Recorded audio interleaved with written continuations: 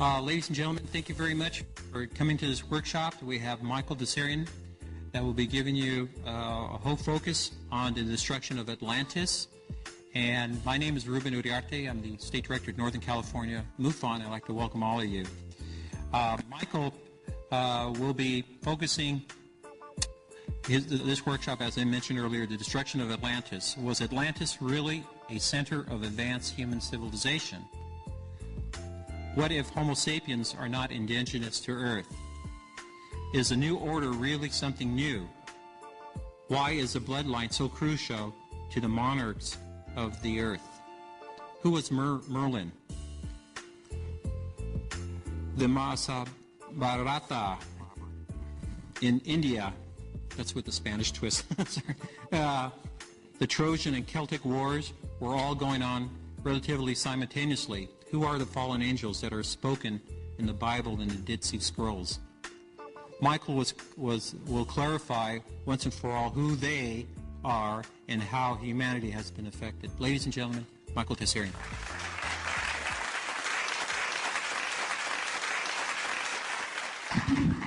Thanks again for joining me for the second part of this presentation. And give me a minute, we'll connect with where we were in the previous one.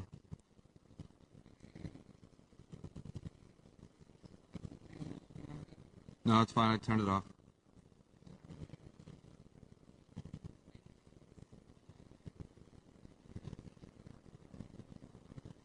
Well, I'm fishing through the files.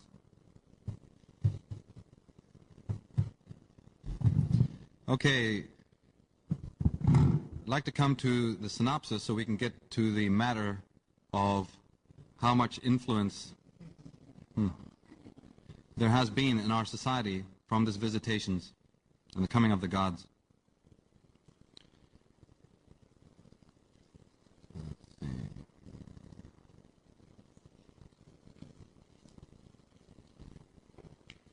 Like I said before, that more than 30,000 written documents from all over the world tell of advanced beings who either came to Earth or were already living on the Earth. This is from a good book called Past Shock by Jack Barringer. Now, the word Nephilim that's used in the Bible to describe these beings really means those who were cast down, not those who came down, okay? Sometimes they mistranslate that. It's those who were cast down. The difference of influence. In a book called the Srimad Bhagavatam of India, there's a quote that says, "It tells of a demon race which invaded the three planetary systems. Opposing the demons was the Hindu god Shiva, who possessed a powerful weapon that he fired at the enemy airships from his own." Now, it's interesting that the Mahabharata, the Veda, and the Bible, many of the references that, of course, spoke about this were just taken out. The Mahabharata, when Western scholars, even recently, like the 19th century, when they had to go through that book, or the Bhagavad Gita, and translate it into English, do you know that any time they came across a passage like this, they just left it out? They didn't even bother translating it because, of course, they knew what it would mean, it would represent. Then we turn to the Bible again. We have a statement that says, "They come from the far country, from the end of heaven, to destroy the whole land. Who are these that fly in a cloud as the doves to their windows?" Now, that's right. Who are these personages? I'd like to go into that right now with you and explain something of the background of our history that has been kept from us. It turns out that about 50,000 years ago, the Sumerian records always talk about 400,000 years ago. If you listen to Zechariah Sitchin when he's talking about the Anunnaki, and he's translated the ancient monuments there and the scripts and the cylinder seals, he tends to put the emphasis on 400,000 years ago, and I tend to have some problems with that, because it's not really corroborated by many of the other peoples and tribes and their writings. The Celtic peoples, the tendency is to believe it's about 50,000 years ago that our planet was actually visited by aliens. And the stories of the legends, when you research them enough and find out what was going on, you actually discover that a race of beings who had been expurged from their own planetary system somewhere else. Some people say Sirius, you know. Others are talking about the Pleiades. There's different philosophies. They had been expunged from their own system in an Armageddon that they had been having on their planet. And they left, and they were being pursued. And they were extremely advanced people. They're where our technology is, maybe even 1,000 years and more in advance. And these beings had space travel, and the stories talk about how they left their own planetary system and they were being pursued, this adversarial power, you see. And it somehow says that they strayed into our solar system while they were being pursued, and they were ahead of their pursuers. And what they did was that they landed, or at least pretended to land, on another planet that used to be in our solar system. And we'll come to that. Now, we have information. Yeah. All down through society, as many other scholars and websites have gone into. Excuse me. About strange vehicles and visitations. Like in the book of Ezekiel, there's that famous quote that you've heard a lot. Now, as I looked upon the living creatures, I saw 4 wings upon the ground, one by each of them, of the living creatures, with their 4 faces, the appearance of wheels, and their composition was like the color of shiny amber. And all 4 wings had but one likeness, and their composition was like a wheel in the middle of a wheel. This is in the Bible, in the book of Ezekiel, about a vision that this prophet is meant to have had. And we have artifacts from all over the world that bear incredible resemblance to modern-day spaceships. I'm showing you this for a reason, because some of you have seen this stuff before on other websites, but I've got a particular interest to explain why there is the similarity. And spacemen and astronauts. Because on a lot of the programs that deal with this, they do tell you what, they show you these things, but they never go into why. Have you ever noticed that after an hour-long, multi-million-dollar program, they still leave you with more questions? So we've got to realize that just displaying the facts and looking at the anomalies is one half of it, but then we need somebody to come along and give the answers, and that they will not do right now on mainstream media. Here we have again some sort of celestial scene with some what looks like crafts flying, you see. And then, of course, the temple at Abydos in Egypt. You have carvings on the walls that look like submarines and helicopters, very similar to what we have today. And many throughout the world, Vimana is a term that the Indians have used. Shem is a term that the Israelites have used. We have different visitation witnesses. Now, as these beings were entering into our solar system, they did land on a great planet that was in our solar system. It was called Tiamat by the ancients. Some people have also called that Lucifer, and others Luna, not connected to our moon. This was a gigantic planet that was mostly oceans, by the way, and it was its atmosphere was so luminescent that people called it the second sun. That's how it got the name Lucifer. In fact, another term that they often used was Phaeton, right? The Greeks called that planet Phaeton. And it wasn't a sun, but it was a planet that at certain, whatever atmosphere it had, whenever the sunlight was, beaming on it, it has great radiance. And all down through society you'll hear in the ancient legends the terminology that relates to the second sun or the second orb in our solar system. And these beings that entered into our solar system made it appear, or that they had landed on this planet. They even set up a dummy base to send pulsations, electromagnetic pulsations out. And when their pursuers arrived into our solar system, they detected this and basically thought that their adversary was on this planet of Tiamat, and guess what they did to it? They completely incinerated the entire planet of this Tiamat. And in many works, there's references to this. They say this planet split in half. One part just plunged into the sun. Another part became our moon. Some people even say part of Tiamat became the Earth. But that's not really true. So this entire planet was destroyed, and all of its content is up there now as what we call the asteroid belt. Exactly. And Charles Fort, who's an American suppressed writer, not too well known by people, made a life study of all these things that have to do with anomalies like fallen ice, these huge chunks of ice, and frozen fish, and all sorts of strange things that fall from the sky. It's never been properly explained, and they thought he was a crank. The point is that they're not coming from our planet. Sometimes when our orbit of our planet, has times when it comes very close to the asteroid belt and the debris that's up there from this lost planet. And when it does, the magnetic attraction of the Roche field brings some of this content through into our atmosphere again. And that's why even live fish can fall. Because I'm talking about this destruction of this planet probably happened about 50,000 years ago. And it was an ocean planet. Tiamat was an ocean planet, so most of that is ice, as most of the asteroid belt is ice. Those are frozen oceans. And even its contents will fall to our Earth live thousands of years later because of the nature of the refrigeration. And then it's reactivated by our Earth atmosphere. And every time this stuff happens, and people all over the world have seen this happen in front of them, and it's never been properly explained. So these beings actually did not go to Tiamat. They actually landed on our planet, which was mostly covered in forests at that time. And it was 5 different continents, not what we know today. And they went into the tunnels that people like Eric von Daniken, have discovered and amazed at how these tunnels could be cut. And some say that they even went under the oceans. Like in Samuel here it says, "And the king said to her, Be not afraid, for what sawest thou? And the woman said unto Saul, I saw gods ascending out of the earth." In Bulwer Lytton, his book The Coming Race, he says, he describes the existence of a utopian society of advanced beings who live in tunnels and caverns beneath the surface of the earth in a land called the Vrilya.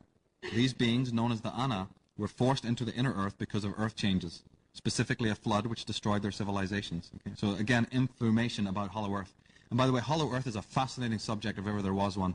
This is Admiral Byrd, you may have heard of, who flew across the North Pole and discovered that there was these caverns that, again, are not on any physical maps. For those who don't know about this, they should check into the concept of Hollow Earth. In the book of Job, it says, "Dead things are formed from under the water, and the inhabitants thereof."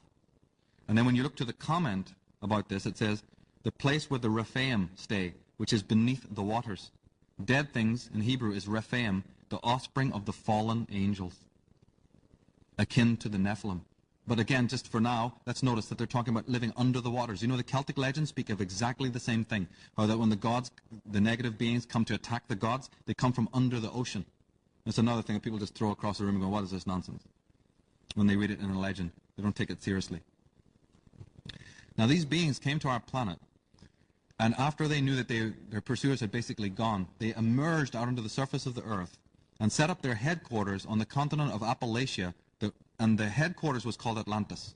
Atlantis is not a continent. This is another piece of disinformation that's been brought out. There was 5 gigantic continents in those days: Tyrrhenia, Beringia, Oceania, Fennoscandia, and Appalachia. And Appalachia was in the north. It's where, North America, Alaska is, or where the Arctic is now, right across past Greenland, Iceland, into where north up of England, and then into Sweden and into Siberia. That whole area, but specifically the part between, say, Greenland and England, this is where Atlantis was, on a gigantic continent. You could walk the whole way. And the headquarters of these alien beings is what we've come to call Atlantis. And when they set up this advanced, they had all their technology with them, spacecrafts and all sorts of super technologies. Remember Superman, the movie? How when they watch Superman, when he goes up to his, his oracle or his tabernacle, his temple, don't they show him going north, up into the Arctic, into the snows, and then he goes into his precinct, and it's all like a crystalline computer? Do you remember that? Superman from another planet? Yeah, somebody's trying to tell us things there. Anyway, these beings started to interact with us. Now, our planet, in the 65 million years or whatever we've been on this planet, Homo sapien has been on this planet as hunter-gatherers, we probably have been visited enormous amount of times by cousins and brothers from other solar systems. But the policy of most of those groups has always been to come here, do your research, but not to interfere in the actual destiny of the indigenous peoples, the Homo sapiens, the Neanderthals, and the Angus people that were on this planet. Not to involve yourself, and if possible, not even to be seen. Okay? But these beings who came here were what you would call in Milton the fallen angels, better to reign in hell than serve in heaven. And they had an agenda that did want to interfere with the Homo sapien at that time. So they started to corral, and they started to research all of the life forms and all of the peoples of the earth at that time. And they started to corral, just like in the movie Planet of the Apes, they show this. They started to corral the people onto this place of Atlantis and started to check into their entire biology. And then at a certain point, thousands of years later, not immediately, because it takes time to set up all of these things, genetic changes were done. And the result being that almost all the original Homo sapiens were either changed, and those who weren't changed were killed or created into slaves and subsequently faded out. And the being that they created, we might want to term Homo Atlantis. A being that has pure alien DNA and has pure human DNA. Okay? Homo Atlantis, from which we were all descended. But the euphemism, or the poetic euphemism for these people is called the sons of the serpent. Because like I said, the original people were called the brotherhood of the snake, or the serpent people. Not because they look like serpents, and we'll come to why they really were called the serpents in a minute. But their first progeny was called the sons of the serpent. And that's why we have in the Bible the term, it says, and God said, let us make man in our image after our likeness. Right? They're telling you all about this in the book of Genesis. And by the way, does anybody know that the word Genesis even means the genes of the goddess Isis? Or the generation of Isis? Implying something? And in fact, the Bible, when it uses the word created, it's actually a mistranslation of a word that is actually more like our word build or construct. You know? So this is what we also have the term the firstborn. In the Bible, what we have to understand, because also, think of it, why would the angel of death or God, like even in Herod, you know, and later on before in the Pharaoh's time, what would be the importance of going and killing the firstborn of your enemies? Sure, wouldn't it be smarter to go and kill your enemy and have done with it? Why are you going to wait to kill all his firstborns? See? And secondly, no such atrocity happened. There's never any record of any massacre of any innocents or anything like that in physical record at all. So the firstborn is another one of these cryptic terms, and it's a reference to the sons of the serpent race, also known as the children of the Elohim.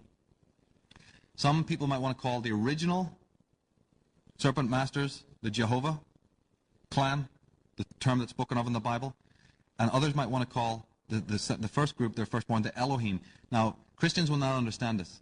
What are you talking about? There is a rule of thumb that you can use in the Bible to make things a lot easier, and that is whenever you're hearing a term like that, especially Adam and Eve and Jehovah and Elohim, try to think less of an individual and more as a race, okay, a group of people at least, and then things will start to be clear. Now, they created this firstborn to serve them, and they did it by genetically changing the human and alien DNA together at the place we call Atlantis. But as time went by, maybe hundreds of years, nobody knows exactly the dates. The original visitation, of course, was, what, 50,000 years ago. And we have, from that time, a great deluge. Remember when the planet Tiamat was destroyed, as I said, as debris fell into the earth and created enormous cataclysms. But it didn't create a pole shift. It just created enormous cataclysms that changed the face of the earth forever. But at least that kind of contamination slowly did subside over time. It was devastating, and many, many people died, and lots of changes in the land. But it was not so awesome, you see, that over a few hundred years, a certain amount of normalcy did not come back. Because the earth has been visited by that kind of trouble many, many times. But anyway, when they created this firstborn, they sent the firstborn out to be their servants, to actually go out into the Garden of Eden, into Atlantis, Appalachia, and their territories that they were conquering, and do their physical work for them. But after a certain period of time, these sons of the serpent had the human DNA. And therefore they had the humanity, the humanism, and the sense of spiritual connectedness to things, that sensibility that their own fathers didn't have. And it dawned on these sons of the serpent that finally they realized, to cut a long story short, that they didn't want to serve these masters anymore, because they probably didn't agree with them and didn't like doing this and didn't feel that they should be subservient. And it's interesting too, because they had the high intelligence and the divine spiritual connection. So they left. They actually upped and left as a race. Probably not all of them, but whatever the group of these sons of the serpent, they actually exited out of Appalachia, out of Atlantis, and resituated their own civilization on the continent of Oceania, which we now call Lemuria, which is estimated to be where the Pacific is, you see. And they completely left, just exited out, leaving their alien fathers with a predicament of what to do. So what they did is they went back to the drawing board again to create another entity. It says, let us make him who shall nourish and sustain us. What shall we do to be invoked, to be remembered in earth? We have tried with our first creatures, look at this, but we could not make them venerate us. So then let us try to make obedient, respectful beings who shall nourish and sustain us. This is from a Mexican book, the Popol Vuh. Do you know the conquistadors, how many books they burned? You want to know why? If this is one little piece of one little book, right? Think what those books really contained, and now find out why they were burned. The first creatures wouldn't do it, so we go to the second. Genesis, by the sweat of thy face will be thy bread until you return to the ground, for out of it you were taken, for dust thou art, and to dust thou wilt return. Does that sound like God talking to somebody? Or is it more of human politics? And the Lord said, Behold, the man has become one of us, to know good and evil, and now lest he put forth his hand, and take also of the tree of life, and eat, and live forever. Now, the interesting thing is that they did create another being, and that being they called the Adamic race, or we refer to now as the Adam. But again, not an individual. The Adams and Eves were created, but they were called the Adamic race. And they had to think, when they created the second generation, offspring, they thought to themselves, what did we do the first time that was wrong? What we did the first time it was wrong is we gave the power to our first sons, the firstborn, the intellectual abilities and genius that we ourselves possess. And that's why they got all arrogant and took off. So the next time we make a group, our servants, we will literally dumb them down. We will close off the centers of the high intelligences that we have, the technological intelligences and so on. And I mean, you can do that in a laboratory, a behaviorist laboratory now, just using the brain synapses. But they were doing it on a DNA level. So that's exactly what they did. They created a being whose intelligence level would be much more suppressed, and that was the Adamic race, and they sent them out to be the servants. And they had a feminine counterpart that could not at that time breed through mating, but they were feminine, the female versions. And the Lord said, Look, the people are united, and they all have one language. Come on, let us go down, and therefore confound their language so that they cannot understand one another's speech. Now, as I said, in the Bible, you'll hear certain terms, and you'll hear this term naked, that Adam and Eve went into the garden naked. Well, what does that mean? That God was wearing Levi jeans then, and everybody had clothes? The word naked is another, euphemism, a cryptic euphemism in the Bible that refers to a state of being in intellectual ignorance, nakedness, into the garden in a naked state, meaning that they had suppressed intelligence. But reduced intelligence of what, specifically? Remember how I just quoted those books where it says they cannot eat off the tree of life? Remember that? Well, the forbidden fruit, this term, the forbidden fruit of the tree of life, is another euphemism for the knowledge of human genetics. Because the tree of life symbol has always been the symbol for that, for what we call the caduceus of Hermes, or the DNA spiral. In ancient times it was known as the caduceus of Hermes, or before that, the tree of life, because that's exactly what it is. And they said it had its roots in the earth and its branches in heaven. And then later, that tree became known as the tree of good and evil. And all the people who think they're into the occultism go, the tree of good and evil, thinking that means something esoteric. Actually, it doesn't. This term does not refer to anything esoteric. It refers only to the two contingents or races and residents on this planet, both custodians and utilizers of the knowledge of genetics. The good and the evil, for want of a better term. It's their tree, meaning their knowledge. So naked and not being able to eat off the tree of life, not being able to eat of the fruit of the tree of life, is a euphemism for the Adamic race not having the intellectual ability that their masters had, the high scientific, technical knowledge of reproduction on that level, and the science of biology and technology. And that's what these symbols all refer to. Do you know on the Kabbalistic tree of life, anybody familiar with this? There are 22 paths. 22? Anybody in the genetics know the number 22 and the chromosomes on the DNA? So when we read about the forbidden fruit, we got to ask ourselves a question. This symbol is even styrated in the symbols of the chakras, or an analog to that, right? The forbidden fruit relates to genetics. If it doesn't, why is a technical company that expressly involves itself in technology having the same symbol from the book of Revelation? And they're not the only corporation that do this. There's many others. So back to like when we did in the first presentation, this concept of the serpent in the garden that has at least come down to us through the Bible. This concept of Adam and Eve being visited by a serpent. Now the interesting thing is that as this Adamic race was slaving away with no trade unions and no extra time and anything like that, overtime, working for their hidden masters, these Atlanteans, this became known to the sons of the serpent who were living on Lemuria, because they were probably keeping tabs, watching what their forefathers were doing. And they then had this predicament, didn't they? Because they said, look, we got free from these masters. We're doing all right over here with our high civilization and great culture. But they've created a second race, but they've used also the human DNA. So in a way, aren't they our cousins? Right? Aren't the Adamic race now cousins to us? But they're in a dumbed down state. So they said, we're in a bit of a predicament. What would happen if we went back in surreptitiously to Eden, into Atlantis, and told them that, and tried to get them to come with us? And that is exactly what happened. The serpent entered into the garden and discoursed with the Adamic race. But the stories of the ancient legends say that the Adams, the male ones, didn't kind of get it. It didn't make too much sense to them. But the Eves really got into it. Right? And they were very responsive to what the sons of the serpent were saying.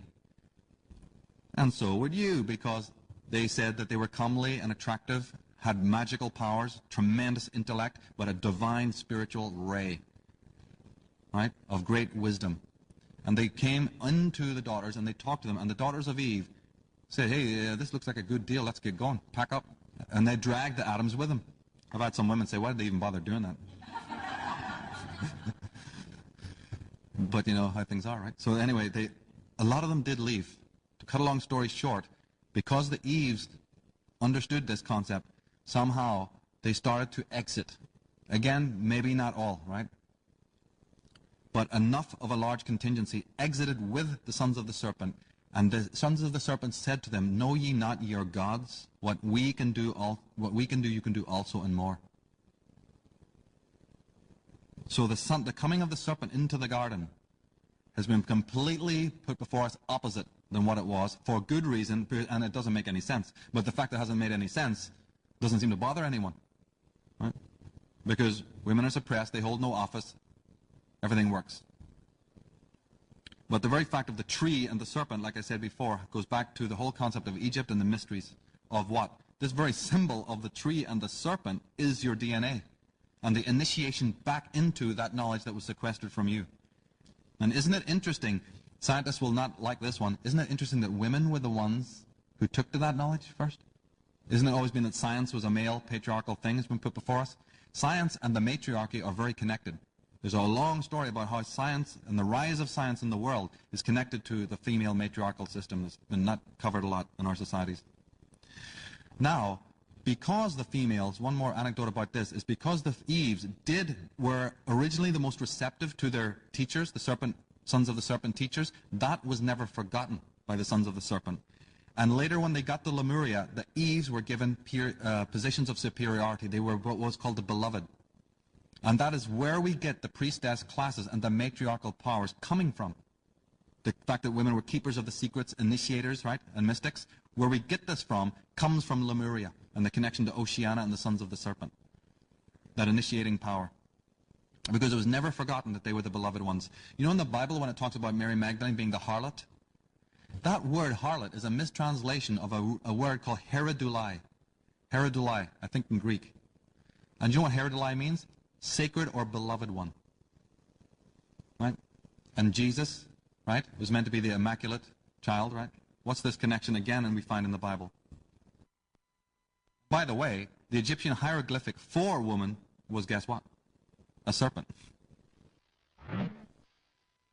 Then Madame Helena Blavatsky of the Theosophical Society said something, because she was on the ball with all of this. The appellation Satan in Hebrew and adversary belongs by right to the first and cruelest adversary of all other gods, Jehovah, not in the serpent which spoke only words of sympathy and wisdom. See that? What she's been saying in her books? Now also, when you read this term, born of a virgin, since we're talking about the Bible, we have to understand that this word immaculate conception is another covered term for genetic conception, meaning without sexuality. This is a euphemism for conception between a woman and a member of the serpent race.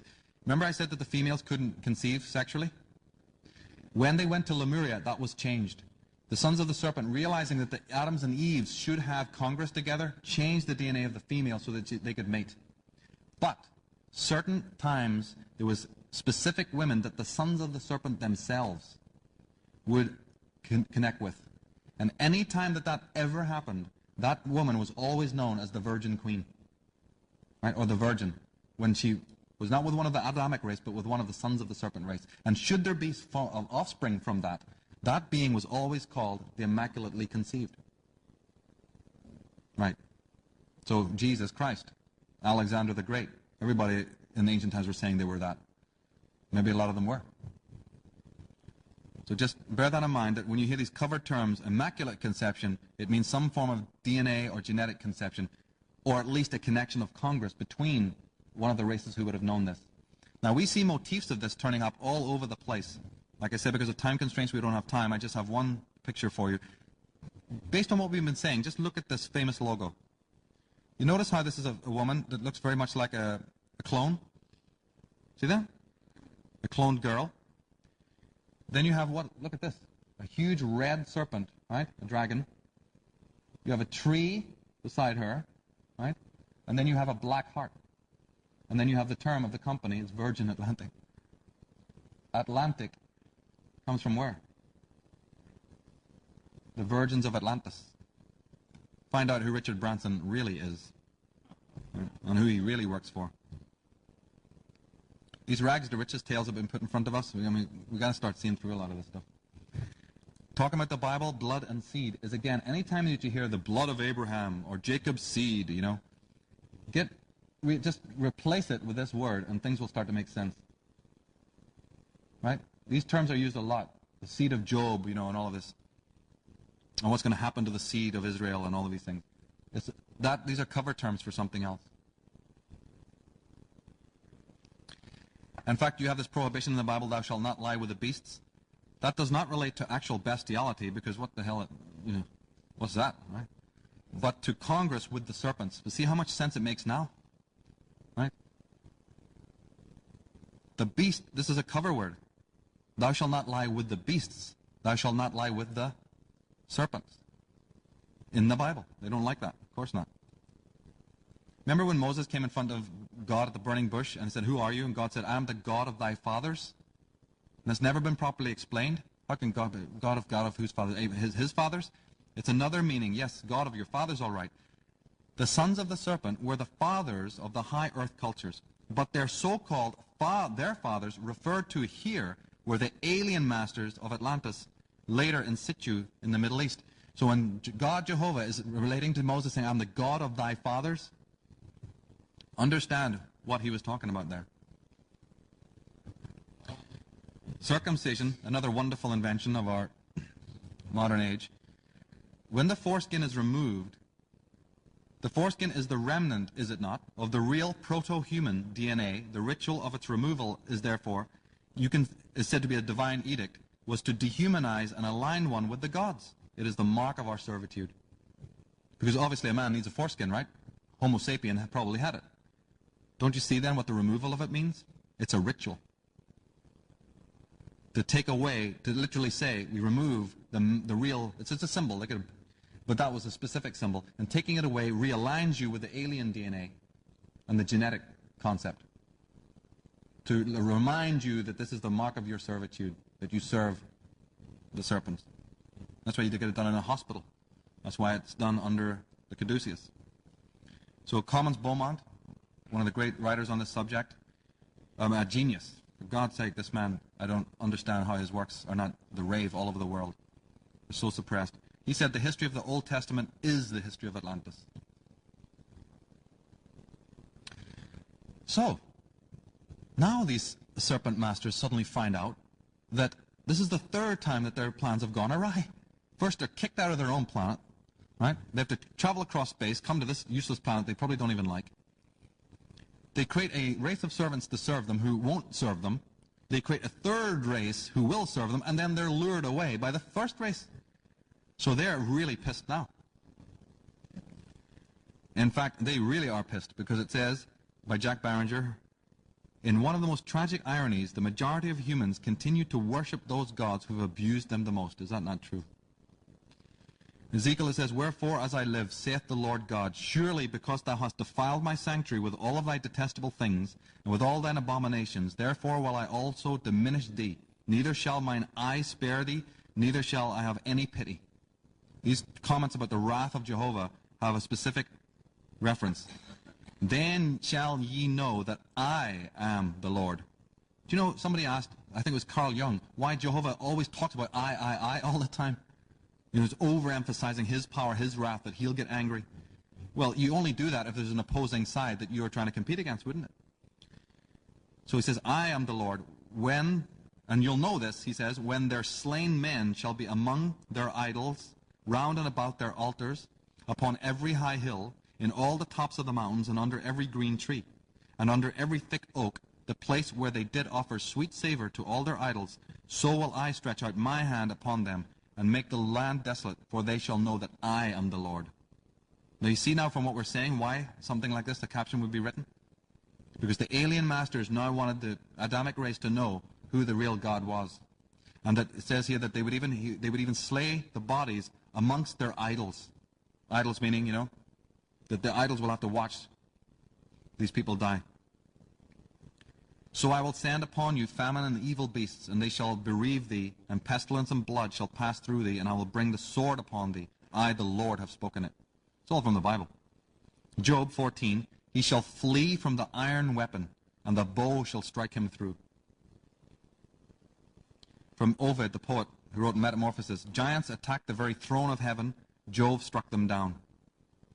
In the Mahabharata, it was as if the elements had been unleashed. The sun spun round, scorched by the heat of the weapon. The world reeled in fever. Thousands of chariots were burned up. The corpses no longer looked like human beings. Because, ladies and gentlemen, what happened was they were very angry. And they unleashed a huge war with thermonuclear devices against Lemuria. But the Lemurians, the sons of the serpent, weren't sleeping in. They knew this would happen, and they retaliated as well. And that was what we call the first war of the gods that took place on this planet around 12,000 years ago. And all of these terms come out are speaking about that. Look what they're saying there. Scorched by the heat of the weapon. This is a book thousands of years old, right? Thousands of chariots were burned up. What are we reading here? And in Jeremiah, all the cities thereof were broken down at the presence of the Lord and by his fierce anger. Remember that one? "Behold, the Lord maketh the earth empty, turneth it upside down, and scattereth abroad the inhabitants." "O my people that dwellest in Zion, be not afraid of the Assyrian. He shall smite thee with a rod, and shall lift up his staff against thee, after the manner of Egypt. O Assyrian, the rod of mine anger, and the staff in their hands is mine indignation." The rod and the staff are weapons. Thomas Beaumont proved that the wands that the ancients held, right, and this emphasis on the rod and the staff are actually weapons of a kind. "And the kings of the earth, and the great men, and the chief captains, and the mighty men, and every bondman and every free man hid themselves in the dens of the rocks of the mountains for fear of what was going on. We wrestle not against flesh and blood, but against principalities, against powers, against the rulers of the darkness of this world, against spiritual wickedness in high places." Ephesians. Now look at this one. "Woe unto us, woe, who shall deliver us out of the land of these almighty gods?" Now they're asking for deliverance for the gods. I mean, one minute they're nice, one minute they're not. We even have a quote here where you're wanting delivery from the gods, plural. These are the gods that smote the Egyptians with all manner of plagues in the wilderness. Plural, the gods. Different people writing, sure, maybe even different times, but they're relating to something that happened. The terminology talks about that. In the book of Job, Ignatius Donnelly, another one of your American masters on Atlantis, "It sounds like a cry not of a man, but of a race." See that? He got that. Remember I was telling you that? Think of not an individual, but a race. Donnelly was already on the ball in the 19th century. He was a friend of Abraham Lincoln. Lincoln agreed to give Donnelly the rights to send out the Challenger, which was one of your Navy vessels, to do depth soundings for Atlantis. Within 1 month of him giving him that rights, Lincoln was dead. So Donnelly didn't get the budget to actually, in those days they were so interested in Atlantis. And Lincoln was very interested in this. And gave him all the rights, and they said that whatever you want, all the depth charges will be sent, and we'll take readings from the earth, from the bottom of the Atlantic. But Lincoln was assassinated, and Donnelly's plan fell through. But he's written several books. They're on my book list. You need to get them. And he's saying this. It sounds like a cry, not of a man, but of a race, a great religious, civilized race who could not understand how God had so cruelly visited the world. Absolutely right. Look at this. Frederick Soddy is one of the greatest scientists, modern scientists. In his book, Interpretation of Radium, right, this physicist says, "Can we not read in these books some justification for the belief that some forgotten race of men attained not only the knowledge that we have so recently won, but also that a power that is not yet ours? I believe that there have been civilizations in the past that were familiar with atomic energy, and that by misusing it, they were totally destroyed." So this is not some crank saying this. In the Ramayana, another sacred book of India, it mentions an iron thunderbolt capable of killing hundreds of thousands of humans. It was also said to be so powerful that it could have destroyed the earth. These weapons could only be used by, look at this, royal decree. There is even passages where it mentions the fact that the weapon was used as retaliation for the other side using it first. Doesn't that sound familiar? In the Smagargana Sutrahara, it says, there is mention of manned space rockets as well as their means of propulsion. We have radioactive isotopes in Sodom and Gomorrah, where they found the area where they think the Sodom and Gomorrah thing took place. It's rich in radioactive isotopes. And that term, when the angel says to Lot's wife, "Do not turn back, because you'll be turned into a pillar of salt," mistranslation. The translation of the word salt is more like our English word for vapor. You'll be turned into a vapor. You'll be vaporized. Because the wrath of the Lord is coming to this place. Well, they've gone there now and they found nothing but radioactivity all over the place.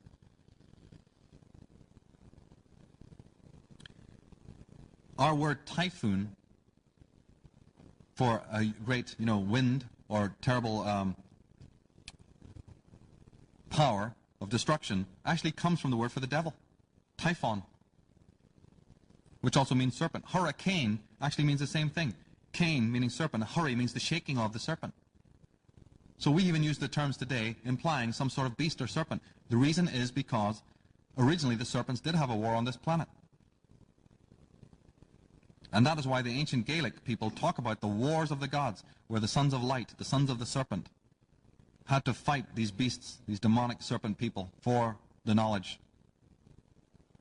And how they had to conjure with magic and fight these demonic forces and keep them in abeyance. It's all been in the legends of Ireland. And how eventually those beings, in concert, destroyed the earth. Remember we talked about the fact that Tiamat, the first deluge, was created by the destruction of Tiamat? Do you know that the word disaster, another word we use when we talk about some calamity, actually means no star? Aster and dis without. The word catastrophe, right, actually means destruction of a star. Kata, to be breaking down, kata, to destroy or break down the stars. So when we even talk about a travesty of any kind, we're saying no star or destruction of a star. Because, yeah, it's not some small event when Tiamat, one of the planets in your system that looks like a sun, just explodes 50,000 years ago. I think we're going to remember that, Remember in Star Wars, when Luke Skywalker, after he notices that his parents have been killed, he walks out onto the plains of the desert and he looks up, and in the background, what does Spielberg show in the night sky there, or the day sky? Is two planetoids, two suns, two symbols. They use this a lot in mythologies. Now, you see, what happened was that the ferocity of this battle between the gods had tremendous ferocity and totally is recorded in these legends as being devastating. No matter where you go, all the texts. And remember when we said that after the destruction, or even the first deluge, when these beings came here, they came to a foreign planet, remember. The planet's size may be different. Its ultraviolet rays, the Schumann waves, may be different. They may be in a part of the galactic center that they don't know where they are, the galactic wing. The stars look different. They're really trapped. They have the ability to get off the planet, but they don't know where they are. So originally monuments were created. When they set up Atlantis here, these monuments began to be created for one specific reason. What do you do when you're lost? Right? You need to find a compass, right? Or a map. They're lost in the galaxy. So they started creating what we now know as the great Earth circles, these monuments and ancient sites, so that they could find out where they were, because that takes a long time. You're dealing with astrophysics and astronomy. The very looking at the motion of the sun during the year, when they saw the sun, just to find out what the cycle of the sun is would take them a whole year of daily observations. So they built these rocks and stone, these monuments, to map out exactly what the cycles are on this new planet that they're in. That's why there's so many of them. And plus they had plenty of slaves to do it, to haul those rocks, and they had magical powers and spacecrafts to carry them in. So they put these things together. To them it was easy. And then they would have their shamans, what we now know as the priests, their priests, sitting in and making these astronomical calculations for the navigation that was coming for that purpose, to know what area they were in. And that's why a lot of these buildings were built. Some were built before. Now, don't you understand? Somebody will go, okay, but then how come they're still standing? Because now you're saying there was a deluge, right? Well, let's take the pyramid and the Sphinx as a perfect answer to that. Obviously, the pyramid was built after the deluge, but anyone know the latest research on the Sphinx? They were talking about all the water damage that it seems to have had. Yeah, you familiar with that? That's right, because that was what? That was built before. And that's going to go for all the countries. Some are totally ruined and devastated because they were built before. Others came afterwards. And that's why these were done, for markings, alignments, to find out where the stars are rising, what constellations, what's going on. It's just a simple thing that you would do. Now, it turns out that when the Adamic race was seduced away, one interesting anecdote is that they did not stop wanting servants, the original masters. They went back to the drawing boards for a fourth time. And this time they really thought about what they had done wrong. Why is this always happening to them? Why they can't just have their servants, their slaves, to do what they want on this earth. And they discovered that, look, I think the fundamental problem was we've been crossing our DNA with the humanoids on this planet, right? But there's lots of other creatures on this planet, other fauna. So they start making researches into the other fauna on this planet, screening and checking into their DNA and their blood and all of the rest of it.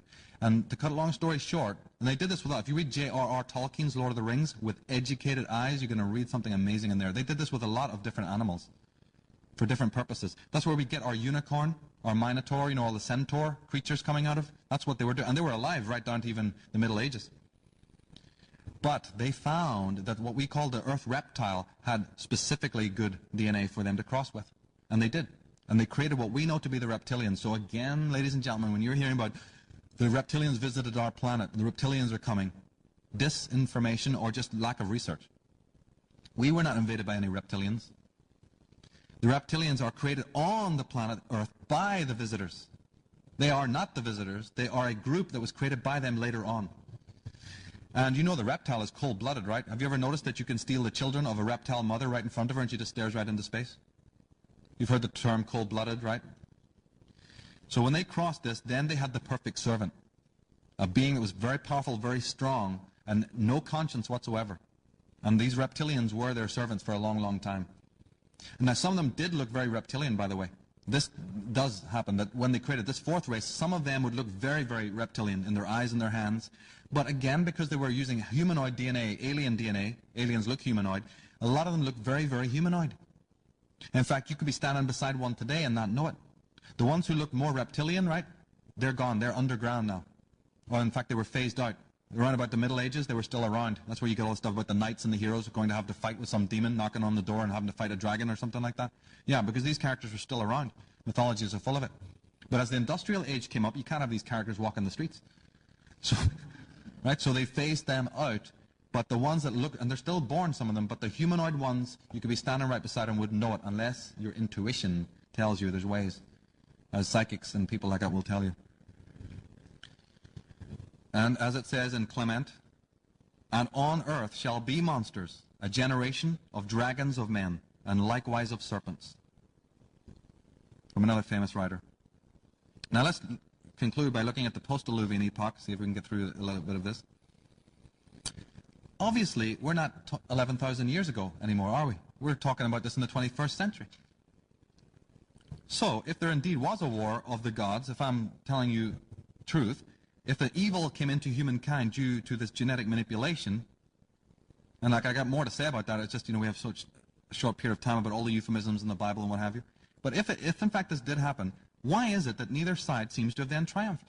It's over, you know, 50,000 years later since they arrived here, and certainly 12,000 years ago since they got into the War of the Gods. I just wanted to sketch the background and show you how many texts actually talk about the War of the Gods, because if I was just telling you it, you know, you wouldn't get it. It's there. It's in the records. But why are we 11,000 years later still talking about this? If evil had triumphed, right, the serpent masters of God, we'd all have no problem. We'd all be slaves, working in mines, and no worries, right? Completely over and done with. Evil would be all over the world. And if the good side had won, well, then we'd all be living in peace and harmony, wouldn't we? In a paradisical civilization. Neither of which are true. We have the schizophrenia I was talking about earlier. Each one of us have it inside. And it's collective and it's political and it's found in every corner of the globe. Well, this is because of an unforeseen variable. And that is what it is. When this thermonuclear war that probably involved even weapons we don't know about, and a lot of psychic stuff, when you read the, you know, the Celtic legends, they're talking about a lot of stuff coming even out of the mind in magical wars. But with an emphasis on technology, on hardware, don't doubt that. An unforeseen variable occurred. The violence of these people awoken the violence of the earth. Remember the first deluge I told you was an atrocity? It's mentioned in all the records of how the animals and people died. But it did subside after a while. It changed the earth. But it subsided after a few hundred years. This violence, they say that the radiation from the weapons incinerated the entire atmosphere. All the moisture in the atmosphere was totally irradiated. And this affected the magnetic, right, aura of the earth and the Roche limit. And the earth careered off of its axis and went into what we call the pole shift situation. And then when it shifted its pole, Mars was affected, right? And all the other planets spun out of control, which they still look like they have an influence from this. But what happened even more importantly? The Roche field sent out its magnetic powers, right, its magnetic energy, and the, you know, the Van Allen belt, I mean the asteroid belt that we talked about earlier on? Now it sucked back all that debris from the lost planet of Tiamat, and all the ice and all the water, and all of that planet's debris, trillions of tons of this stuff. I've got in my book there and on this website endless quotes from this, from legends, exactly specifically talking about this. We just don't have time to show them all, but it's all in the manuscript. This stuff poured into the earth, and that's why they talk about the 40 days of rain, how the earth stood still in the sky and man couldn't see even his brother's face and all of that. But this deluge of water fell in now with a vengeance, and it was so powerful that it created unbelievable devastation. The pole shift we're talking about here. Studies have shown that at 10,000 years BC, the celestial pole was inclined at the angle of 30 degrees from its present position. This is, in turn, strongly suggests that the terrestrial axis then orientated differently from today.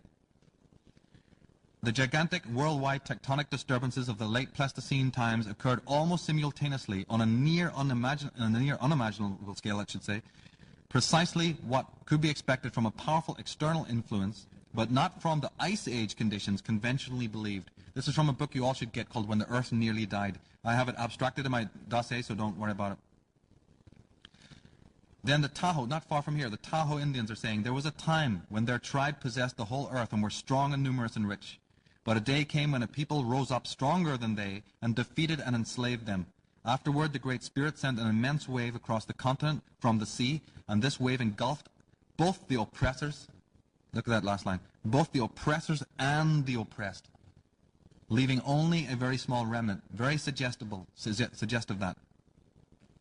Plato says, in one day and one fatal night, there came the mighty earthquakes and inundations that engulfed that warlike peoples. Look at this references. That debris that fell in from Tiamat, plus the earth change, the earth pole shift, that is what sank those 5 or 4 continents I've been telling you about. Our planet had hardly any water on it at all. It only had what was called the Miocene Ocean, which is where the Baltic is now. You know where the Dead Sea and Caspian Sea, most of Russia, was an ocean, granted. And there's probably some other water here and there. All these scholars are still wondering how the Indians got over to there and how the Egyptians got over to South America. There was no bloody water, so all you had to do was walk. Right? But I tell you, when those continents, Appalachia, Tyrrhenia, Oceania, Beringia, Fennoscandia, when that debris fell in, that is what put these continents thousands and thousands of fathoms under the oceans that we have today. You know the fear of water that some people have, the fear of oceans? It's for a reason. Those ain't even our waters. When you look at the ocean, you're looking at Tiamat. What was left of it. John, the Bible. I saw a new heaven and a new earth. For the first heaven and the first earth were passed away, and there was no more sea. See? The reference is to no more water, or water. And the fact that the earth was born again as the ocean subsided from the next continents. Implying that the seawater covered everything at one time. And yeah, our human fears and phobias. Fear of darkness, caves and hollow places, of water, of heights, of loneliness, of insects and certain animals, enclosed spaces, foreigners. You know, the psychologist is going to say, well, you know, that's just the way the mind is. We have psychological fears. Hey, what would happen if those are physiological, racial memories?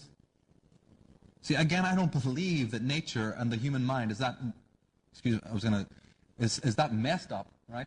So that, right, slip into my Irish a bit, that does this to us. We're not plagued by just, you know, psychological Freudian problems for no reason.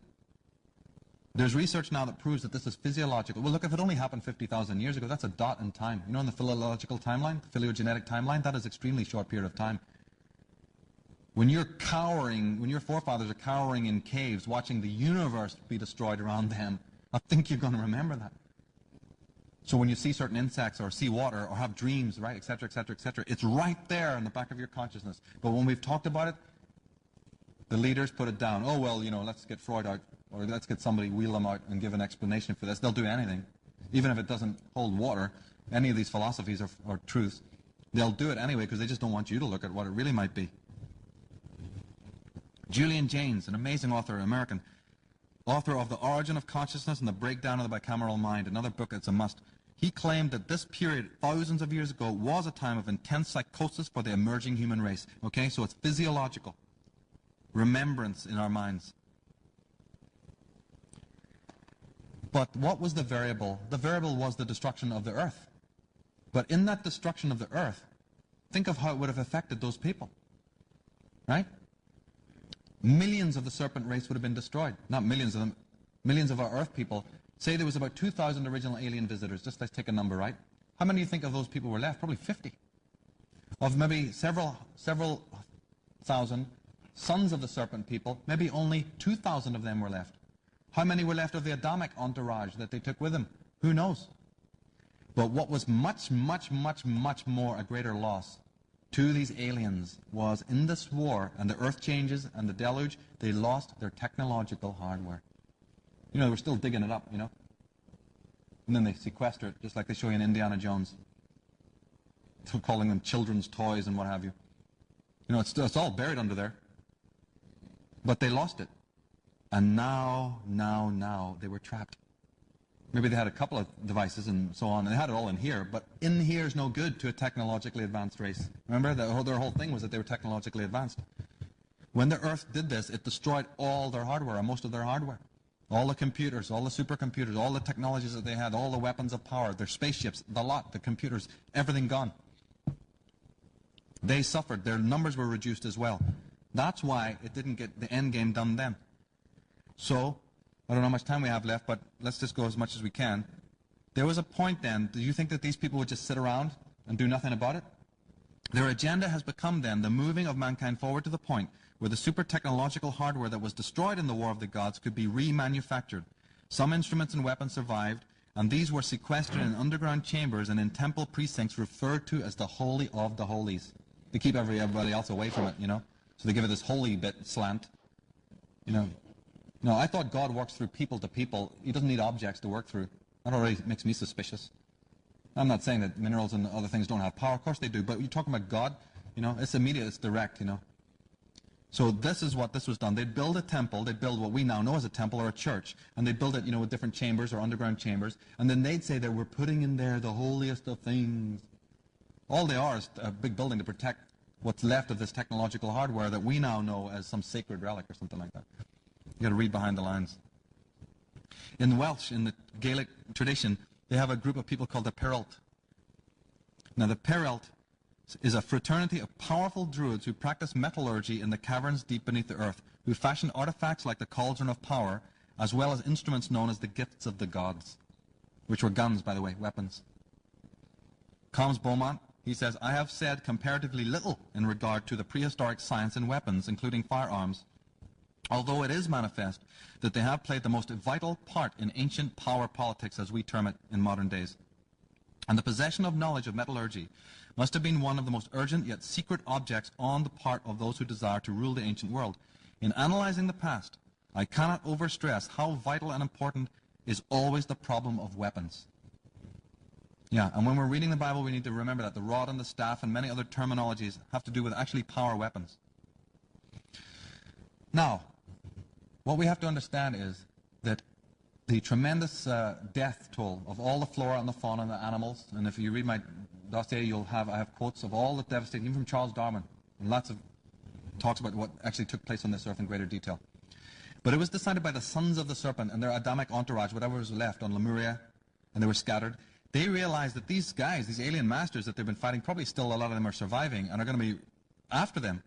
So it was decided at this time that, for safety's sake, that they would spread out in small contingents to the rest of the known planet at that time. And this is what, ladies and gentlemen, you hear about with the coming of the gods, or the coming of culture to the four corners of the earth, and how surprisingly similar the languages, the customs, the dances, and the belief systems are. Of course they're the same. It's the same race taking it there.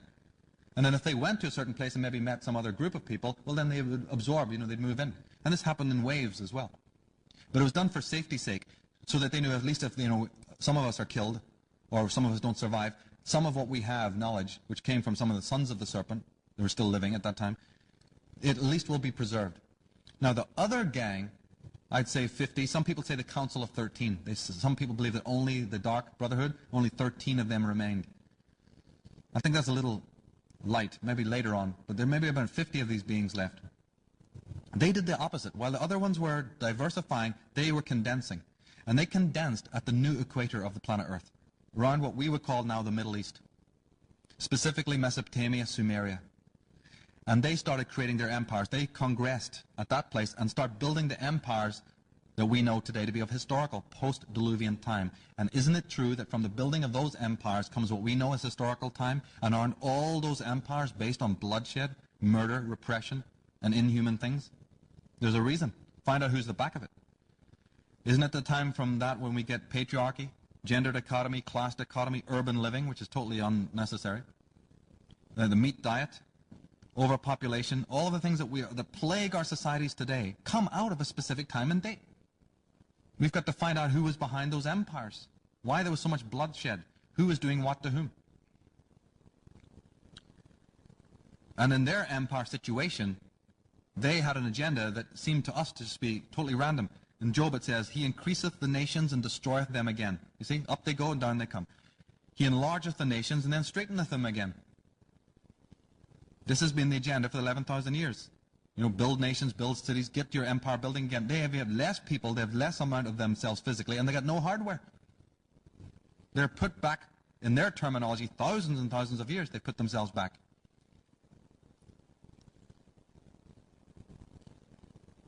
Manly Palmer Hall, he says, to repress rebellion is to maintain the status quo, a condition which binds the mortal creature in a state of intellectual or physical slavery. But it is impossible to chain man merely by slaving his body. The mind also must be held, and to accomplish this, fear is the accepted weapon. The common man must fear life, fear death, fear God, fear the devil, and fear mostly the overlords, the keepers of his destiny. So that's what these religious people have been doing. They can't hold a gun to your head. Well, in my country they do that, but they can't do it to the rest of the world. So they do it, remember, through affecting its environment. Through fear. You fear everything.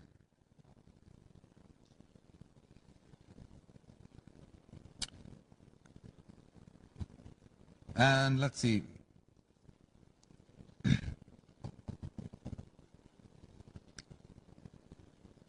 The sons of the serpent merged out. And I wanted to talk about the monuments again. A lot of times when, because none of these original beings exist anymore, by the way. Right? The original masters, alien masters, even though they had very long lifespans, none of them are alive today. And neither are any of the original sons of the serpent. All that is left now is people who are their bloodlines.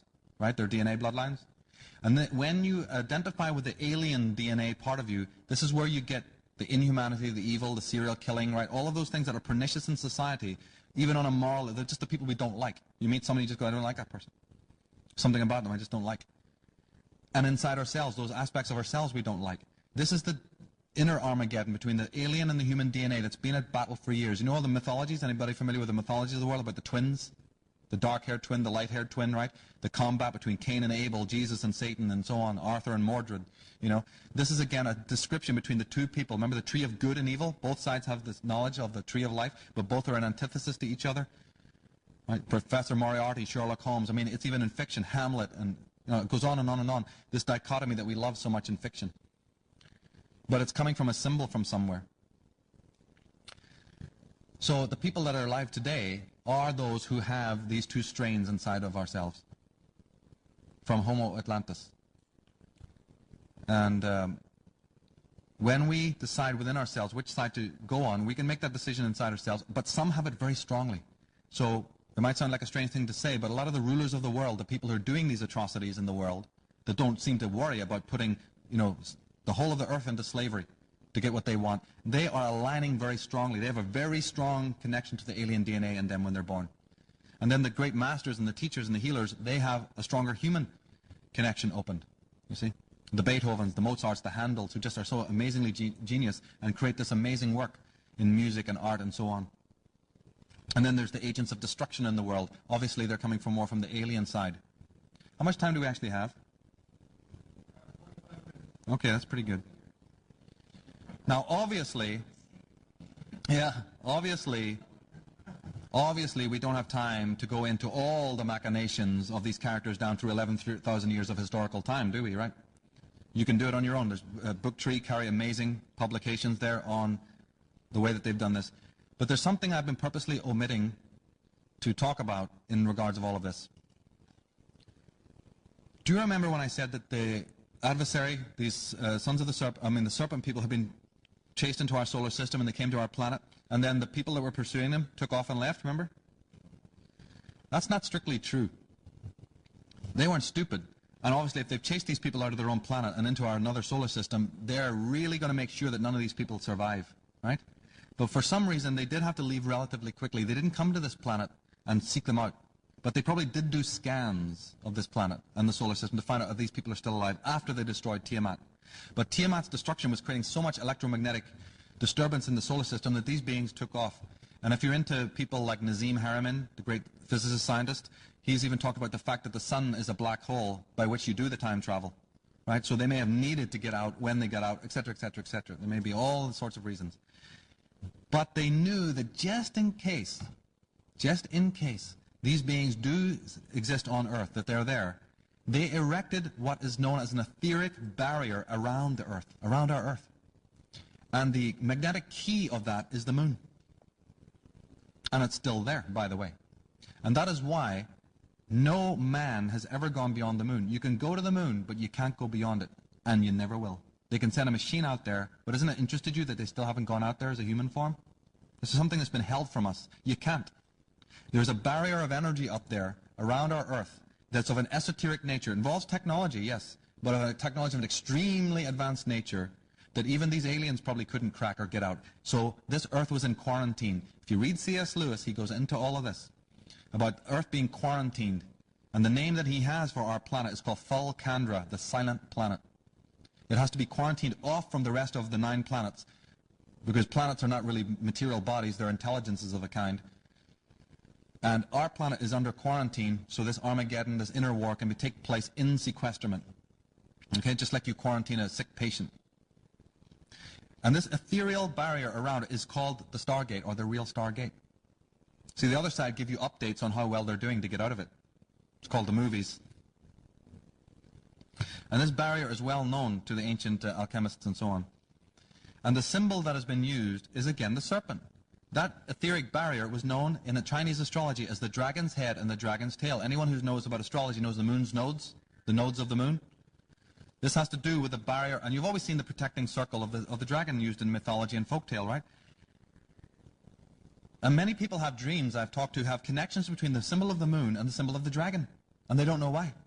You know? And then they read my material and go, my God, you just explained it, why I have those dreams. And the Native American Indians, the Zuni and the Hopi, call that barrier the Great Web in the Sky. Anybody ever familiar with that term that the Native American Indians use about a great web in the sky?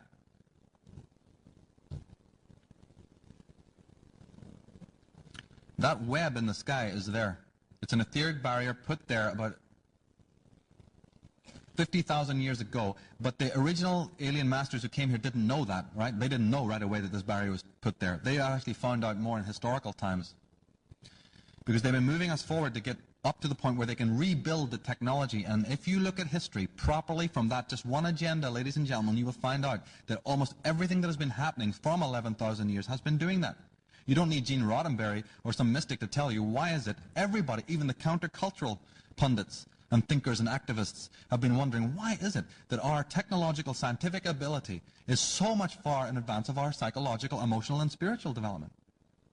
Because it's been pushed that way. That's why. Because some people are hell-bent on making it that way, who control the empires through the hierarchical system that Jordan Maxwell is the expert on, and other people have also right here in this conference today. You will hear people talking about this, going into these details. But you can put up many questions, but what's the answer? How did this all come about? Why is the eye at the top of the pyramid a reptilian eye? If you actually get a blow-up of the eye at the top of the pyramid of the dollar bill, it's not a human eye. Why are there 13 levels? There's many, many things that a lot of people have not got into with this. Now, as I said, we don't have the time. Oh, yeah, and wait, and the Renaissance, which interestingly means rebirth, is a period where they were all patting themselves on the back. Yeah, lovely artwork and everything. Wonderful, right? But the Renaissance, what the occult agenda behind the Renaissance and the black nobility families of Italy, was that this was the first time that they really were getting it together with the technology. It wasn't anything like what they needed, but it was like a first beginning. They were getting to the point where they realized it was recognizable, And we call it the Renaissance, or they call it the Renaissance, the rebirth. Where finally some of the science and the scientists started to come together. It was looking like it was the beginning, rudimentary beginnings of what they originally had before the technology was lost. Now, we, as I said, don't have time to go through all 11,000 years of what they've been doing. I have to leave that to your own research. But I can draw one picture for you about a specific time that happened in England in the 14th, 15th, 16th, 17th century, but specifically the 17th century, at the time of the Tudor dynasty. A big agenda, an important thing we need to know about concerning this matter took place. And it has to do with this character on the right, who's known as Sir John Dee, and he worked for the British government. And interestingly enough, he was also ambassador to the court of King James, and he would go as an ambassador to Queen Elizabeth I. He would go to different countries. And when he wrote back to her, at the bottom of any intelligence documents he gave, he wrote his signature 007. Because John Dee is the head of MI5. British Secret Service comes from the Tudor dynasty of the 15th century. Ian Fleming, who wrote James Bond, was a member of the Secret Service, and when he retired, he thought, I want to write some books. Why don't I write about my own organization? So he did, and what you're reading there, and more importantly, the movies. Those James Bond movies, if you know how to watch those, they're telling you amazing stories. I mean, obviously, you've got to wade through all the phallocratic, macho nonsense, but if you can manage to sit through that stuff, you're going to see something fascinating in those stories. I love them. Notice MI5's logo. Look at the pyramid and the eye at the top. See that? Well, John Dee was a great occultist, sacred geometrist, and court astrologer to Queen Elizabeth, and black magician. And he worked for this woman, who is called Elizabeth Tudor, the daughter of Henry VIII. The original, she who must be obeyed. But her name in history is interesting, I would say. Right? She was known as the Virgin Queen, and it's not because she couldn't get a man. This is about something else. They've, told us lies in history, but Virgin Queen, remember how the offspring of one of the sides would procreate? Think about it. And John Dee was a Rosicrucian, which is a secret society of Freemasons operating in the world, and that is why in all government buildings, as Jordan Maxwell and people have pointed out, you have the Rose Garden and the symbol of the rose. In every capital city of the world, you have the Rose Garden, and the Bohemian Society and all these groups use the symbol of the rose, the Tudor rose.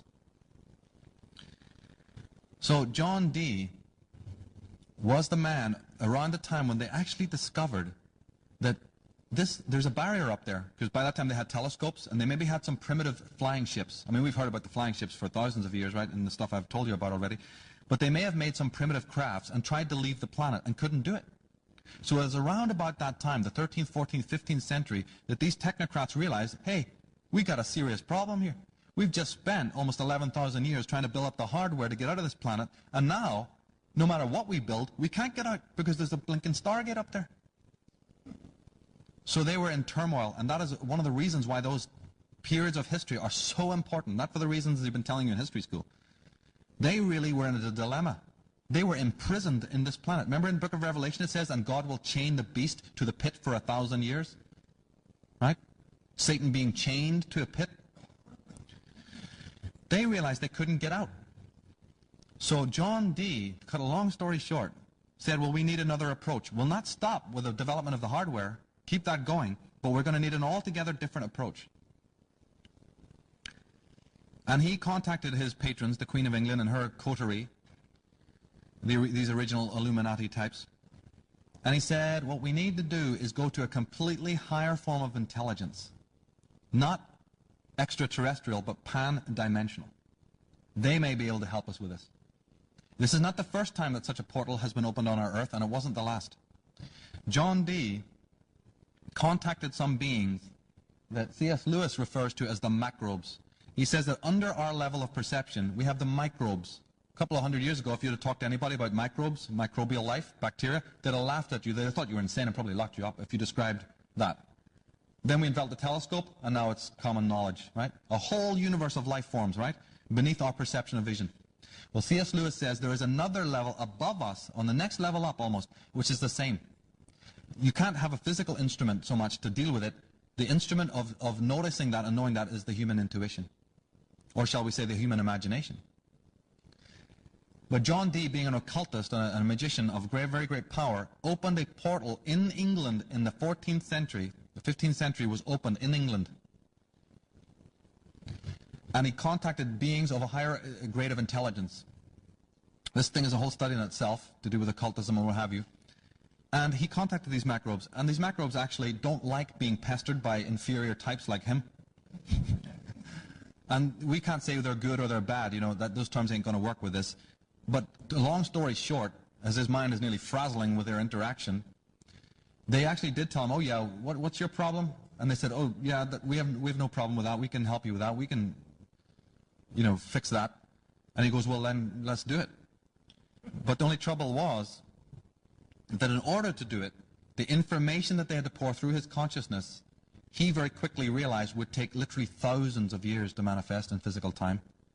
When the information started transmitting through his work, and his work was called Enochian magic, for those who happen to be into that, you know when you see all those lovely pictures and quaint images of magicians in circles and all these symbols around and the five-pointed pentagram and all that stuff, have you ever noticed how many of those symbols are actually planetary symbols for the start? I mean, we're talking occultism, yet they're mostly symbols of the planets. Because that also is some subject that's been put before us totally erroneously. I go into that in the book, about what that really is all about and why planetary symbols are used so often. So when he started translating into his Enochian, those quaint things you see in museums, all that information that was pouring down, it was too big for his consciousness and Edward Kelly and some other people that he worked with. So he had to get all his counterparts in Europe to get on the ball with this. So all these Illuminati families and black nobility intelligence people, you know, they were all working simultaneously at the same time. But then obviously history would notice this, wouldn't it? That all of these families start getting into what looks like the occult. So they sold that back to us as a period in history when suddenly there was a renaissance of esoteric knowledge in the world and everybody was into it. As if it's sort of something like a vogue thing, you know? And I'm not saying things like that don't happen. But all over the planet, all these rich families and rich people start getting into the occult. They've got to put it before us in this quaint way, just like they put swashbuckling movies of Errol Flynn in front of you, you know, to tell you something. The real story behind that is that these scholars were all working independently on this vast amount of knowledge that was just pouring in day and night through the consciousness of the psychics of the world who worked for these royal families. Cornelius Agrippa and all of these other people were doing it, writing it down. And then later on it was discovered that it's so much information, what they're telling us, and it's also very hard to practicalize, and also they don't even know what it is because it was a very advanced science. way, way beyond what this guy could translate. So he had to hand all of these dossiers out. And then later it was realized that having each of these intellectual geniuses working in their own little garrets up in the Bavarian hills is not good enough. We're going to have to, this knowledge is getting so much now, you have to bring it together into places where the scholars can come. We call those places universities, universe cities, cities of the universe, or colleges where you collage information. You see, it wasn't good enough to have everybody doing their own research. The knowledge was getting so immense, they brought it into central places. It's not for you, me, and Grandma to go and get educated and get a degree. They don't care about us. They never did. Now you can do it. They've offered us the privilege, thank God. But my father and your forefathers didn't even know that. Just 50 years ago, didn't even have the privilege of education.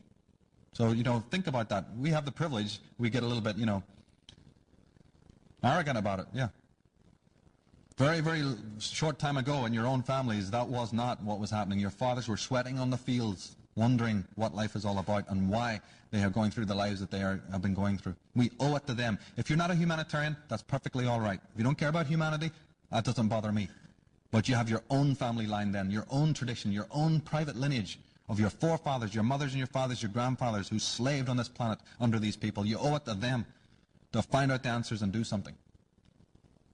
You should be doing it for humanity. But even if that one doesn't, trigger you, and I'm assuming it does, everyone who's in this particular venue. But even if it wouldn't, I tell people all the time, if it doesn't hit you on that level, I could get plenty of other reasons why you should do this and fight this fight.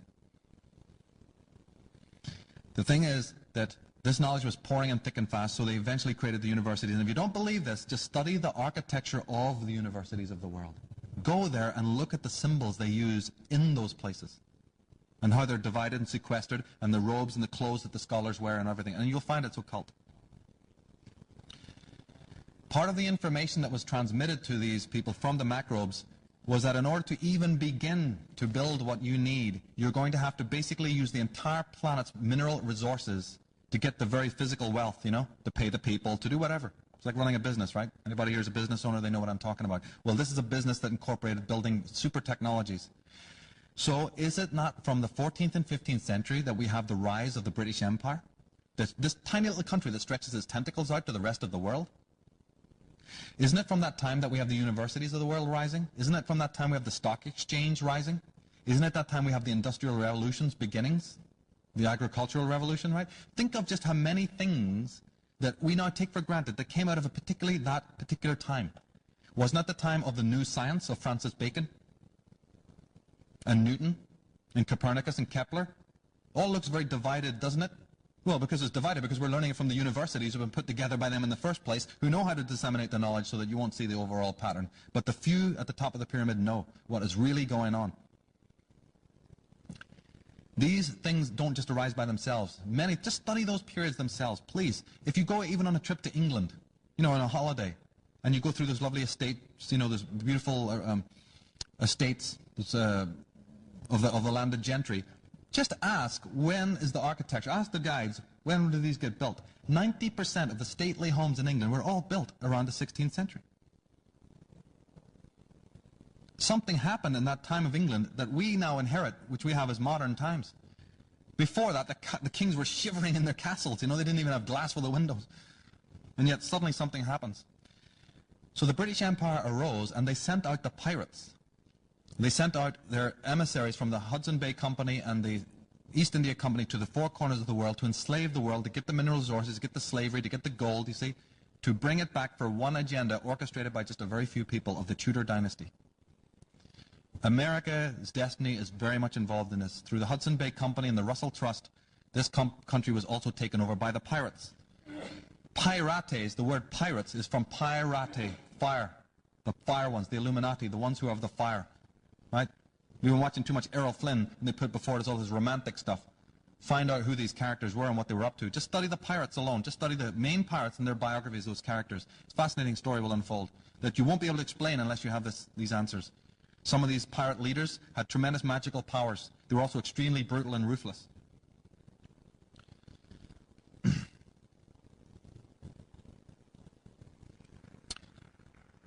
Now, the macrobes, they don't do nothing for free. First of all, they told John Dee and his cohorts that to get the key to the Stargate, you need to do two things. The first thing you need to do has to be in two parts. The first thing you need to do is to find out how to make matter from energy. I'm cutting a long story short. It took them hundreds of years just to read through this stuff. But they said, you're too stupid to even know how to do that.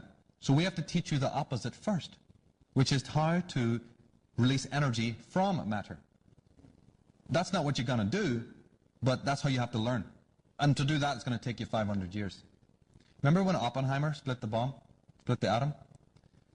That was when they patted themselves on the back, because phase one was accomplished.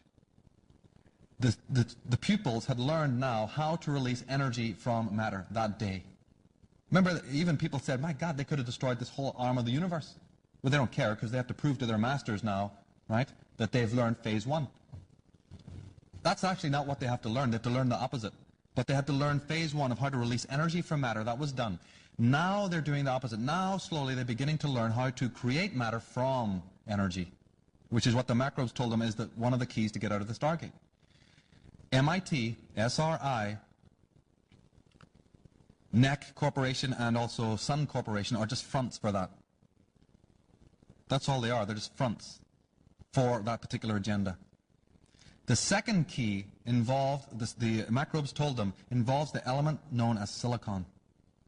You're talking to John Dee in the 14th century. You're talking about what anything is this? What? Right?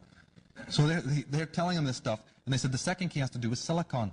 What you're calling, or we're calling the silicon revolution, is the end game that is now being played out, which is why you see these symbols coming from the ancient world, on these logos. But the macrobes don't do anything for nothing. So John Dee goes, well, what do you want in return for your knowledge? And they said, we want blood. Because just like any entity, any vampire, right? Blood is energy. And if you study the occult, you'll realize that blood is a form of energy. And blood happens to be the second most commonest word in the Bible after God. So John Dee goes, oh, how much do you want and when do you want it? No worries. Oh yeah, tell when and where. So the macrobe said, well, we want sacrifices. Ladies and gentlemen, is it not also since that time of the 16th century that the wars, not battles between two maniac kings with a couple of hundred knights, but I'm talking about the wars, begin? Not only the ships and the trade routes and the debauchery, Africa, what these people have done to just that continent alone? We don't have to go there. Think about what they've done in America.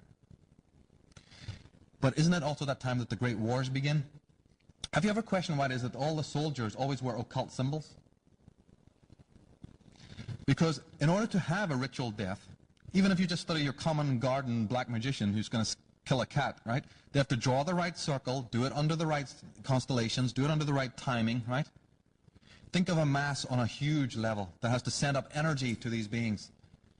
It can't be done, it doesn't qualify as a ritual killing unless certain things are done properly. So the location is very important, and the timing is also very important. So they said the ritual centers, our cities are actually, that's what they are, they're ritual centers for that.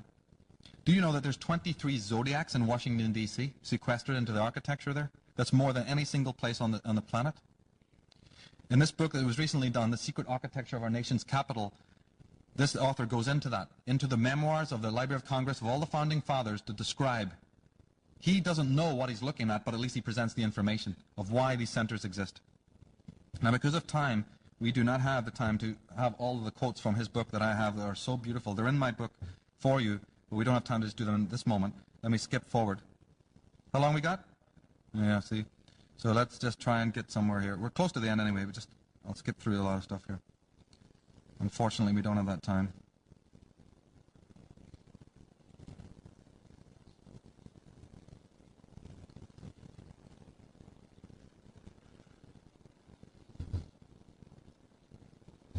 So when you see our cities, these ritual cities, please realize that the geometry that's been proven now to be involved in them, through that book and previously through the work of George Maxwell and others, that these cities are designed specifically for reasons. And those monuments and obelisks that you see, they're all for reasons.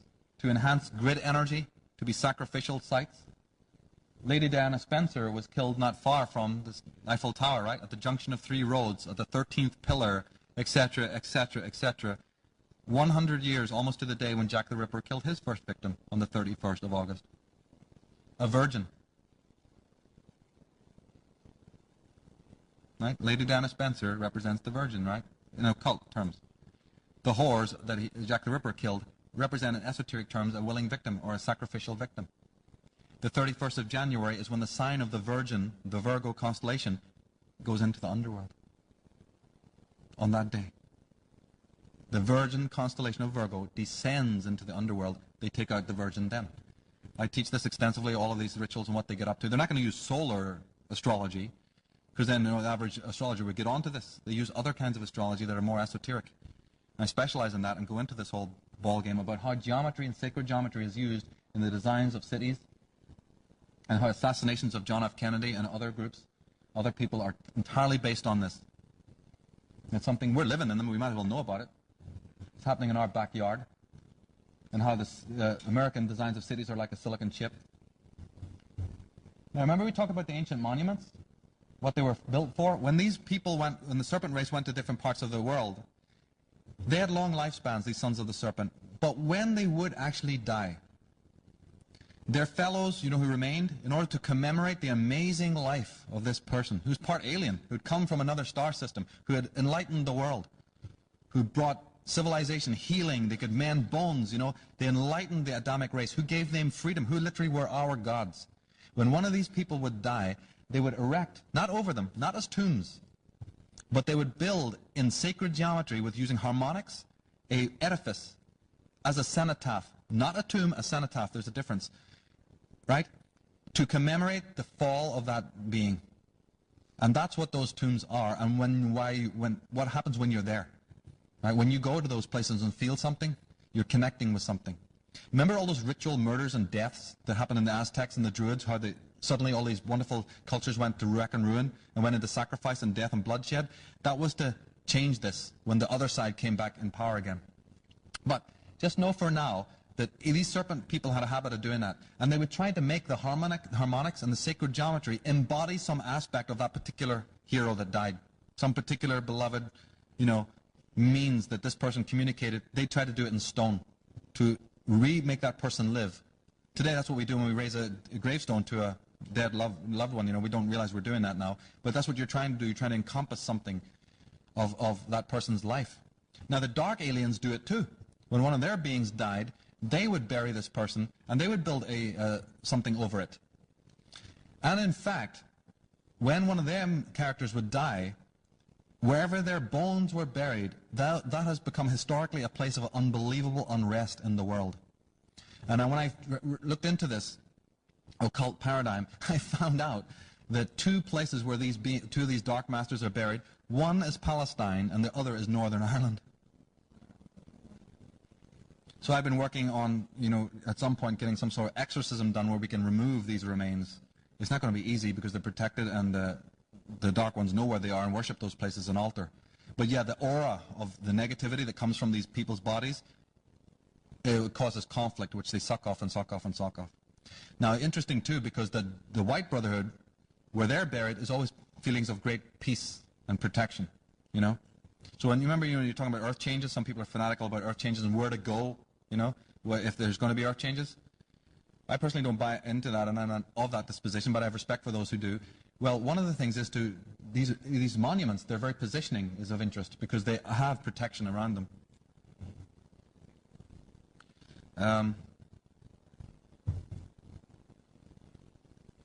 One moment. Come to the final part here.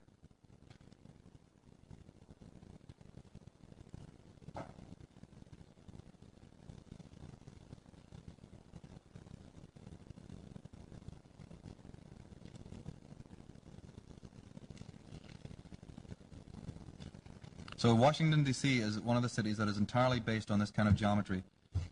And we need to realize it. And in Washington, D.C., you have very patently occult symbols. Here's George Washington in a strange pose, which actually represents the god of the Templars, Baphomet.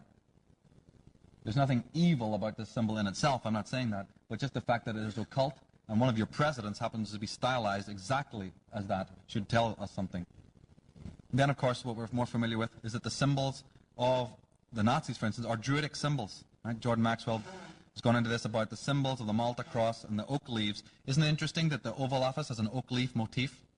Hasn't the cavalry wore the oak acorns on their hats, your American cavalry? How the Russian on their lapels, the Russian generals wear the oak leaves, the French around their hats, so the gendarmes wear the oak leaves. I mean, wait a minute, half these people were meant to be enemies at different times. How come they're wearing all the same symbols? Yeah, they look enemies on paper. That's about it. The skull and bones, used by the pirates, used by the Yale University people, right? The swastika. We don't have time to go into all this now, obviously, but... and here is the symbol of your Smithsonian Institute, a black sun.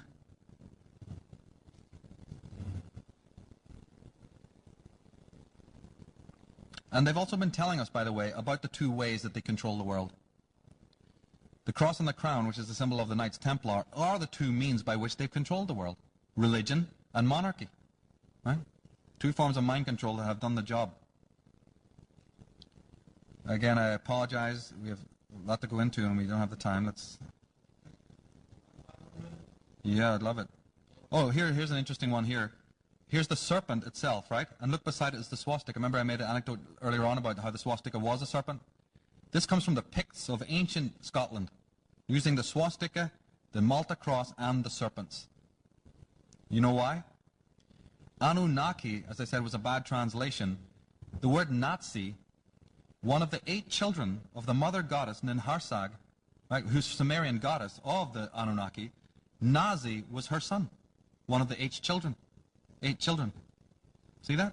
The children, one of the children of an Anunnaki member was called Nazi, or Nazi. Nazareth was the hometown of Jesus Christ, son of a virgin. Nazareth. Because Naza meant Nagar. It comes from Nagar, or the serpent. Priests. Now, we have been told all along what's going on. When they're talking about nuclear war, atomic war, Cold War, and Star Wars, those very terms tell you that they're not dropping bombs on you from space. They're working inside. Nuclear and atomic imply something. Cold implies something. We're looking for reds under the beds and, atom bombs to drop from the sky, and all the time they're working on us inwardly, atomically, genetically. The whole thing's been a genetic war. Because remember, part of the journey to build the hardware is not just to get out of the planet. What also did they lose? Was the ability to do gene research. Does that ring any bells? What's been coming of vogue very recently? The very same thing. In the Bay Area, California, right here, most of the companies are not silicon-based. They are genetic and orientated. Many of you work there, you know this. 3/4 of them are gene-orientated. And then you have satellites, and then you have silicon. So they're doing it, and they've been telling us all along in the terminology. The rituals of blood. I have really specialized in this a lot.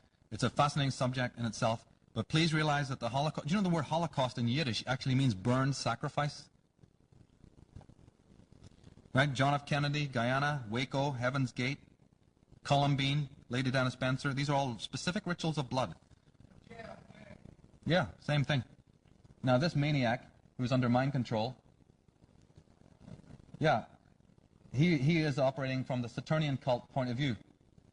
Remember how all the victims had Nike clothes on and Nike shoes? Nike, they're leaving you symbols. They play with us all the time. That was a ritual death done at a specific time. I mean, we know about the comet, but everyone was wondering, what about the comet? Nobody made the connection. It's like the comet represents a timing of something. Because timing and ritual death is very important. Everybody's wondering about the comet. Nobody was wondering about the timing. Here is the Nike tick, which actually represents the ring of Saturn. See that? That's the planet Saturn and its ring. All the victims wearing black attire. Black is the symbol of Saturn. Ask any astrologer, what is the symbol of the color of Capricorn and Saturn? It's black. The Nike logo is Saturn. All the victims were castrated. Read your mythology. What does Saturn do? He is the castrator of his father, right, the god. And the name Heaven's Gate. In astrology, there are 2 gates of the zodiac, Cancer and Capricorn. Capricorn was called the gate of passing. Cancer is the gate of the coming in of the soul. Gate of Capricorn is the passing out. Look at that. A ritual sacrifice called Heaven's Gate. The souls are literally left to go through the Heaven's Gate, out of the zodiac, out of time, out of the world. Yes. Very interesting. And that's only a small part of the symbolism that they surround on this part of these kinds of things.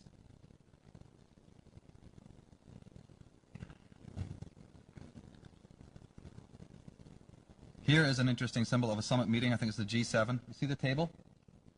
What's in the middle of it? There's Clinton and Blair and Mitterrand, right? And there you have the circle. Did you know that this was the original symbol that was going to be put on the dollar bill? Amaraka already means the land of the serpents, but this was the symbol that was going to be put on your dollar bill. Look at the surrounding. It wasn't put on. It was a little obvious.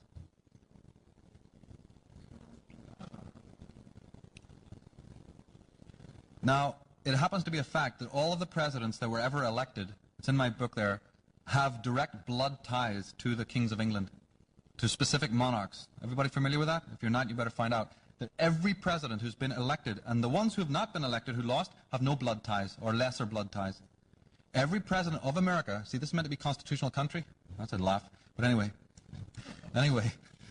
that's the point, is that they all have direct blood ties to British monarchs and to black nobility families. And the Sumerians state that the first human kings on earth were the offspring of custodial rulers who mated with the human women. Those matings entitled the half-human offspring to become the early monarchs of the earth. Get this book, Gods of Eden. I think Ted might be carrying it. The Sumerians state that the first human kings were the offspring of the monarchs of the earth, of the custodial rulers. He's telling you everything in that 5 lines, what we've just been talking about today. The laying out of the red carpet. I thought that was just for royal families. Clinton walks on one. Bush walks on one. Reagan walked on the red carpet, cutting the red tape, right? Getting through all the red. I'm in the red, you know, when you're in the red. What is this bit about the red? And then the walking on the red carpet signifies the bloodline. That's why they roll a carpet out for the Queen of England, to say that she is of the royal bloodline. But your presidents are walking on it. That's symbolism for something. They're telling you we're the bloodline. We're not independently elected. We work for the same establishment. We walk on the red carpet. Thomas More, 15th century, the time we're talking about, everywhere. He was the man who was executed. He wrote the book Utopia. You know the book Utopia? You studied in school. He wrote this, and listen what he said. Everywhere do I perceive a certain conspiracy of rich men seeking their own advantage under the name and pretext of the Commonwealth. It's so old, it's new. Well, let's try. I'd love to get through this. To give you an idea of the kind of characters that have been ruling us. The 14th century Plantagenet Richard II, one of the most unpredictable of the English kings, after an unsuccessful peasants' revolt, this is familiar to anyone who studied British history, declared to his Saxon underlings, God omnipotent is mustering in his clouds on our behalf armies of pestilence, that they shall strike your children yet unborn. Look at that line. They will strike your children yet unborn and unbegot, that lift your vassal hands against my head and threat the glory of my precious crown. You wretches, detestable on land or sea, you will seek equality with lords and are unworthy to live. Give this message to your colleagues. Rustics you were, and rustics you are still. You will remain in bondage, not as before, but incomparably harsher. For as long as we live, we will strive to suppress you, and your misery will be an example for posterity. However, we will spare your lives if you remain faithful. So choose now which course you want to follow. These are just a small example of the people that have been ruling this world. And their cohorts, like this character, the philosopher Malthus, who advocated the eradication of the lower elements of society. He proposed wars, epidemics, and famines, to thin out the herd. He especially wanted to control the sexual reproduction of the underclasses. Darwin embraced these ideas. Herbert Spencer. While Darwin got the credit, the leading proponent of this chilling racial evolutionary theory was Herbert Spencer, whose ideas were based on race. Only one race is capable of ascending to the highest level of the evolutionary spiral, the others will be left behind. We all think he's talking about some Aryans or something like that. Because remember, to cover the racial, remember we're talking about the serpent race? To cover that up, that you want to actually find out what they're really talking about, they've done this number with the whole Aryan Anglo-Saxon, they're the superior race bit, which holds no water and is not true. Sure, they're wonderful people, very cultured and all of that, but so are a lot of others.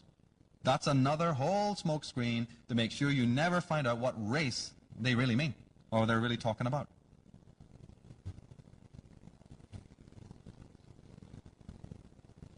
The checkerboard. and how the administrators of the Masons will use the checkerboard, like your police. And here's a symbol from Abbey Road, the Beatles, walking on the checkerboard. Don't have time to go into why that was.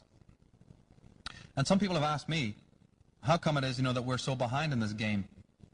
How come, we are, like, not knowing any of this? And I use this anecdote of a game of chess. If I bring up Chess Master up here and ask him, what are the principles by which I can become a master of the game of chess, he'll say these 4 things. He'll say that you need a sense of patience. Now, if you don't have patience, don't even try to begin the game to learn it. He'll say you need a sense of timing. If you don't have a sense of timing, don't open the book. You have to have knowledge of your opponent, right? And then the 4th one that they'll tell you is that you need to have the willingness to make any and all sacrifices. Now, ladies and gentlemen, why are the dark side winning the game? It's because they got infinite patience. They've been working on one thing for 50,000 years. I call that patience. They got a brilliant sense of timing because they know all about the astrology and the divination that we've forgot, that our agricultural ancestors all knew about. Well, we're with the Julian calendar and we're not interested in any of that stuff anymore. We're slaves of the watch, but we don't know about the higher time to rule our own lives by it. They have amazing knowledge of you. Right? They have intense knowledge of us, their enemies. And the 4th one is the clincher, isn't it? Because they're willing to make any and all sacrifices when and wherever they need to do it. It's as simple as that. And they are the game players. They even use that symbol in their own lodges. Now, I'm not saying that the average Freemason is involved in this. Of course not. We're talking about an extremely elite group that has permeated and infiltrated these groups in the 17th century. Now, Freemasonry uses the symbol of the G in the center. See that? Well, G is often and usually in ancient times depicted like this. What does that look like? Yeah. So people have gone into what does the G in Freemasonry mean? One of its more esoteric meanings is to do with this. And these are the symbols of technology. People who have not understood this, the rule and the compass, they do represent everything that a normal Freemason will tell you. I'm not saying that. But they are the symbols of technology, which is what the agenda was, and inside it is the serpent symbol. Don't believe me? Look how they're using it again in just a simple logo.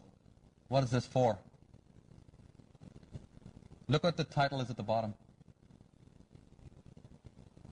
Everybody see that? Yeah. Simply telling us things that we just pass by and not think of. Recognize that? The serpent. Through money. Remember we said we came together to get the resources of the world so they could get on with their agenda? And that wave symbol, that wave, or that serpent-like symbol, is found in many, many things.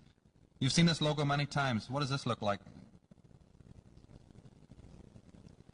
What does this word say? Say it out loud, somebody. If you add the phoneme S-E-R on the beginning of that, what do you get? Because Pentium doesn't mean anything in English, does it? It's Latin for the 5 room. Yeah, the room of the 5, or the level of the 5th. Pentagrams are very important. It's because it has to do with the pentagon. The pentagon is the 5th shaped room.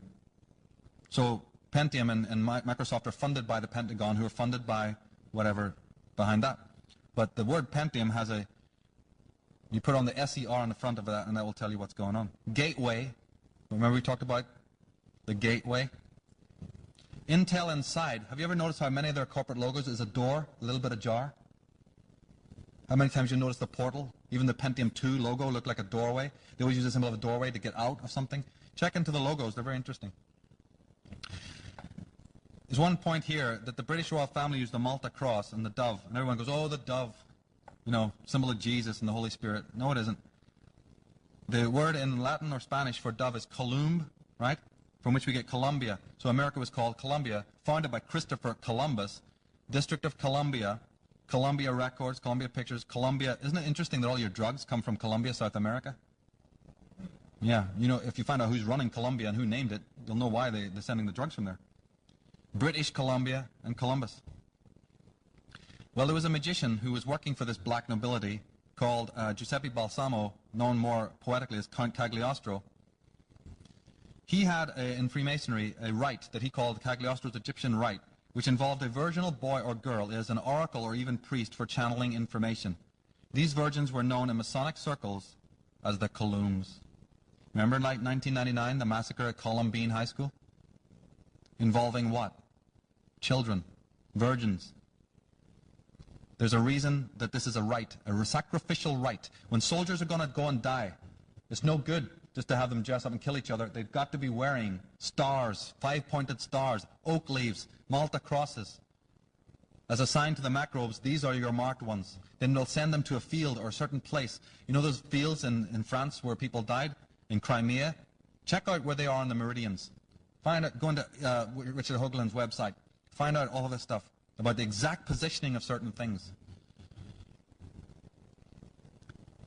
Duke of Brunswick, who was the head of the Freemasonic order in 17th century, stood up to the whole world Freemasonry and said these words: I have been convinced that we as an order have come under the power of some very evil occult order, profoundly versed in science, both occult and otherwise, though not infallible, their methods being black magic, that is to say, now look at this, electromagnetic power, hypnotism and powerful suggestion.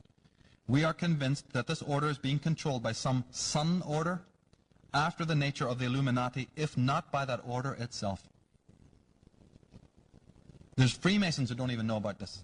Quote, when he asked for the disbanding of the entire order of Freemasonry in the 17th century because he knew that the evil archy had got inside. George Washington called pretty much for the same thing over here. Or warned. Jefferson warned. Another black magician, Bertrand Russell. You should check into who the Russell family were. Hitherto in this regard, wars, he says, have been disappointing. We need to bring into being another black plague. H.G. Wells, investigations into the beginning of religion have accumulated steadily throughout the past half-century, but it is only by great efforts of censorship, by sectarian education of an elaborately protected sort, that ignorance about them is maintained. Okay, so when people say, oh, this couldn't all be happening, you know, by any kind of conspiracy, he's saying it is, and it takes a lot of elaboration to actually disguise the knowledge. And another one of your Americans, a brilliant man, Anthony Sutton, of Stanford University. Right. He said in his book, Trilaterals Over America, their interests are global, and much as they may protest, we see no difference between trilateral globalism and, for example, the British and French imperialism of the 19th century, or for that matter, the Holy Roman Empire. Well, he's absolutely right, because they're not different. They don't, that's why they use the laurel leaves from ancient Rome. That's why they say the eagle has landed on the moon, because the eagle is the symbol of Vatican. Vatican is not the same thing as Catholicism. There's two different things. It's a fact that the Vatican own all your state buildings. The White House rent goes to the Vatican. All the solar telescopes in the world, and including the observatories of outer space, belong to Vatican. Before any astronomer can pass information to the world, it goes by Vatican intelligence first. Especially solar observations. What would that be all about? In order to get out of the Stargate, they've been trying everything conceivable. Everything you can think of. But then, you know, they've been using this and that. And, you know, it's like a burglar. You have this etheric barrier. What does a burglar do when he comes to a wire fence? He puts in a dummy wire, doesn't he? He clips on a dummy wire, and then he cuts the middle wire and leaves a gate to get through, the Stargate, right? That's what they want to do, but you can't do that with a pair of pliers up there. You have to do it with energy. So they've been trying to do it with laser energy, which they mount on the satellites. The first satellites went up so they could do that. So they could beam energies, you know, of a laser power onto the Stargate to try and open a gate. But they don't know the calibration. That's what Stargate's all about, where they can't find the 13th blah, blah, blah, right? They're telling you, they're giving you updates. They can't get through. So they then created recently, through the work of Nikola Tesla, a very, very powerful form of microwave technology. They've been trying it stronger and stronger all the time. It's called HARP. It was invented here by Tesla. They worked on it in Alaska. But the ultimate goal of HARP was to mount it on the satellites to try and beam its way through. They've been doing it for a lot longer, this power, this microwave technology. And the problem was that they were doing it for so long that they superheated the atmosphere and created what we know as the ozone layer. The ozone layer is not created by your CFCs. Unfortunately, it's not. It's created by this endless amount of beaming that they do of these microwaves up there that has depleted the ozone layer. That's why they don't care. They knew it was happening, but they're thinking they're getting out. So when you think you're getting out, you go mad, don't you? And then when they seen it happening, they had to give an excuse. So they went into the environmental world where there is a problem with CFCs, and they said, let's do that. Let's tell them it's the McDonald's cartons. Anything, they'll believe it. And they did. The combined military expenditures of all the world's governments in 1987 alone were so large that all the social programs of the United Nations could be financed for 300 years. Does everybody get this? So we're talking about poverty here, and it can never change, and what are we going to do? Well, what we're going to do is stop these people from doing what they're doing first. The combined military expenditures in 1 year alone could find all the social programs that the United Nations has, all of them, for 300 years. So I just want to say thank you for this presentation. Our planet has been visited in the past time. When I describe these aliens coming into our planet, right, into this planet, what does that sound like? When something from an alien source invades, right, an organism, what would that sound like to you? A viral infection. So people ask me, what are we going to do about it? Wave placards, shoot bows and arrows at them? Not going to work.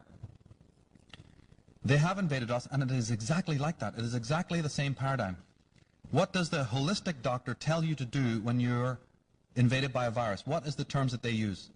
To strengthen the immune system. The earth is intelligent. The earth knows what to do. The earth is living. The earth doesn't want this pestilence on itself. We're running around trying to fight them, in the normal way. It's not going to work. The earth is intelligent and living, and it knows what to get off of itself when it gets off it, and do it in the right way. But we have to strengthen its immune system, and we've lost the methodology of doing it. Each and every human being is a white blood corpuscle, a lymphocyte on the face of the earth. But if you're not doing your own rituals, if we've lost our traditional roots, and don't know about ritual, although some people gladly are getting back into that and deeply researching this, those rituals are not just, because I want to go to God and I'm, bored with my life. Every ritual that you do, no matter what it is, you must have in your mind that that ritual also involves the earth plane on which you live. Every ritual you do has no meaning unless you think that way. The dragon dances and the ghost dances of the Native American Indians, what do you think that was all about? This is going to give you some line. You know what that was all about? All the shamans of the world, when they do their rituals, they're doing that. Their work, harmonically through dances, is to strengthen the immune system of the earth. They become that. They become emissaries of the earth, which is why they wear animal headdresses. But they've been all murdered. That's why the indigenous people have been slaughtered wherever they've gone, because the Dark Brotherhood, when the immune system of the earth starts to strengthen, they feel it bad, like a virus would, like a parasite.